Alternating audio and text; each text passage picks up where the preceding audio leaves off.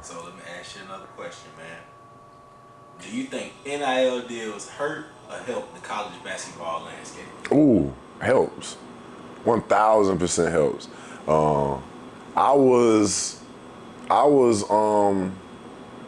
they had a big lawsuit. NCAA had a big lawsuit that I actually got a pretty nice check off of a few years ago, and it was for like I think it was for the name, image, and likeness type of vibe. But some people took them to court and basically saying it was either about that or the scholarships. But it definitely helped. And after that check, like that's when the whole NILs became a thing because what Jameis said and what I don't know if you heard Jalen Ramsey said, it was times where he had to eat like Vienna sausages in college. Like, yeah, we was on full ride, but they only give you three meals a day.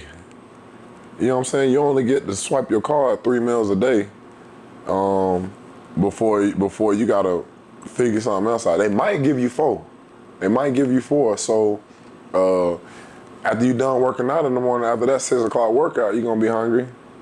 You know what I'm saying? After that 9 and 11 a.m. class, you're gonna want some lunch. And then once once you get out of that class and you go to your next 2 classes before practice, you're gonna want to snack on something.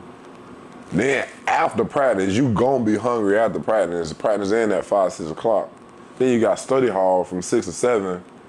And you telling me that was my last time I could eat was after I can't eat no more from 7? No, I'm about to eat some more. So it was times where I would call my mom, my dad, my aunts. Hey, man, can I get $5 for a pizza, man? And they looking like, why are you call? They didn't even think that I was calling for $5 for a Little Caesars pizza. You know what I'm saying? They thought that I was trying to get something else. Like, no, bro, I'm hungry. Like, it ain't what you think it is right now.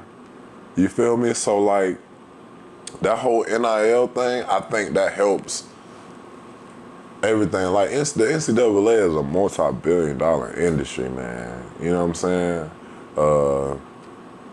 And the kids that go there is the product. You know what I mean?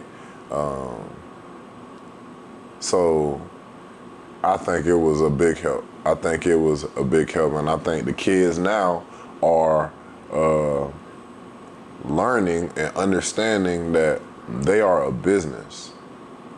I don't think a lot of people understand that. Like, we are a business. Like, I am a business. You a business. Whoever watching this is a business. You know what I'm saying? And that statement can go even deeper when you start looking at, the Social Security is connected to a business. Nah, but like if you just look at it just like what you got going on, like you a business. You know what I'm saying? And them kids understanding that they're a business, their name, their image, their likeness, it creates dollars. You know what I'm saying? And I think they're capitalizing on it. Now, do I think some of it is excessive? Yeah. I mean, every situation is different, but that just sounds like a great businessman making, you know what I mean? That just sounds like an 18-year-old kid. He doing great business. Hey, man, if I can finagle to get $1.2 million off an NIL contract, then okay. You know what I'm saying? Yeah. So we like to pocket watch over here in Creative Moments. How much is that check they sent you, man? Nah, that check was on like $7,800, but like I had some friends that was getting like 15, 18. You know what I'm saying? Like, it was the ones that actually did the lawsuit, they got a big check. You feel me? They got a big check. But yeah, but and imagine like what these kids getting now, it's crazy, man. It's crazy. And like we was pioneers for that. You know what I'm saying? We was pioneers for that, man. And I think that it's something that was needed.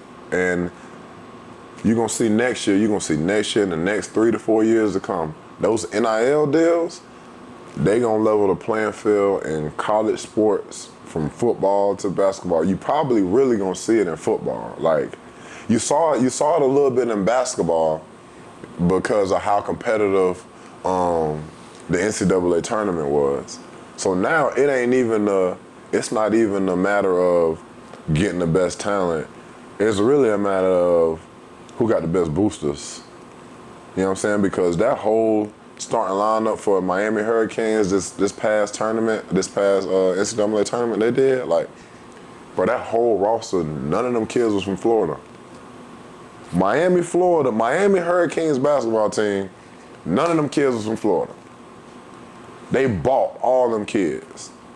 I think, I forget his name, the kid with the braids, but he was threatening them not to come back to Miami if he didn't get a certain amount of NIL. It was like he wanted 800,000 or something like that, or $1 million or something like that, and if he didn't get it, he was going to this school, but then later on, he backtracked and said, nah, don't worry about it, I'll just take this. You know what I'm saying? But like, that type of vibe, it's gonna level everything out. I think it's gonna make sports much more exciting to watch. And the coach is gonna be mad at it right now because they actually got a coach now. You know what I'm saying? Like, Nick Saban can't just get all the best players and say, here's 20,000, here's 20,000, here's 20,000, come to my school. You know what I'm saying? Now he got a coach like, dang, he got that recruit. I can't give him 20,000 because this school gave him 25,000, or LSU gave him 25,000, or Oklahoma gave him 30,000. So now I got to go up against him. Dang, how do I do this? That's why some of these legendary coaches, I think, is retiring, because they can't just pay them no more like they used to, because all schools doing it now. You know what I'm saying? So you're gonna see a more competitive NCAA sports next year and the years to come. Yeah. Yeah, man. And I can attest to what you were saying with Miami, man. I freelance shooting college sports from time to time. So I was Okay. So the regional championship they had at UNF for track. Yeah. I was out there. Okay. When I tell you, Miami had the biggest.